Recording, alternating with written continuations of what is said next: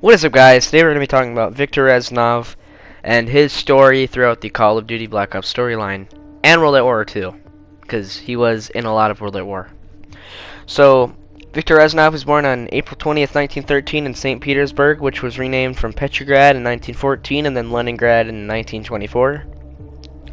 Reznov joined the Red Army before World War II, according to Reznov. His father was a musician who played songs during the siege of Stalingrad.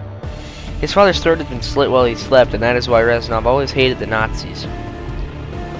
Or at least a deep hatred for Nazis.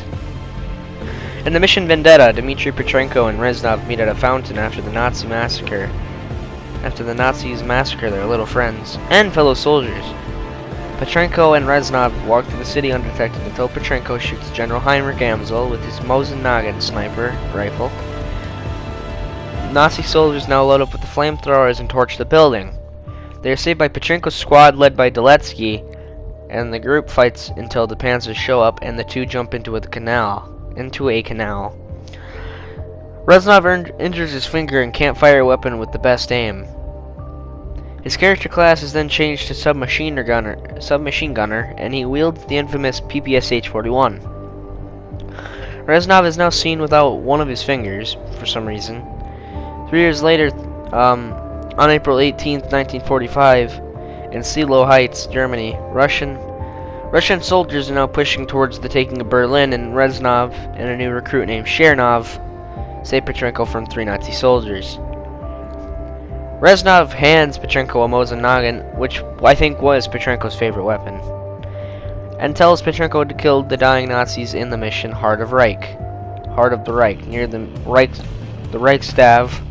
Reichstag.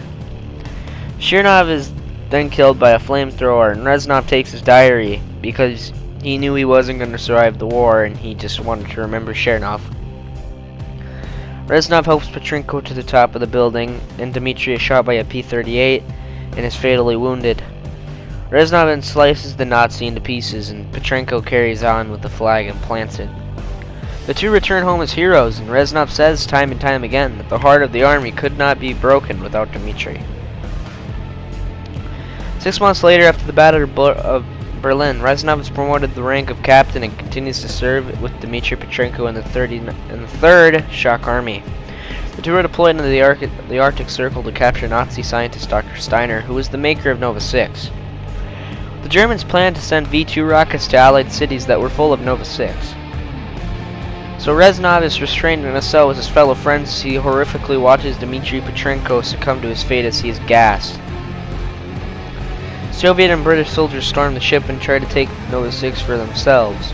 Reznov escapes but is captured and sent to a Russian work camp, Vorkuta. Reznov spends 18 years at the camp and Reznov forms a companionship with the Alaskan American, you-know-who, Alex Mason. Alex Mason, of course. And Reznov overrides Mason's mission to kill JFK and switches it to kill Kravchenko, Dragovich, and Steiner. Reznov and Mason plan to escape Vorkuta. They both escape, but Mason escapes, leaving Reznov's fate undetermined. Mason then continues to see Reznov in Hugh City, Laos, and Rebirth Island. In 1986, in Afghanistan, Alex Mason Woods and Tin Zhao are sent into the desert and were planned to be killed, but Mason sees Viktor Reznov again, who saves them from the desert.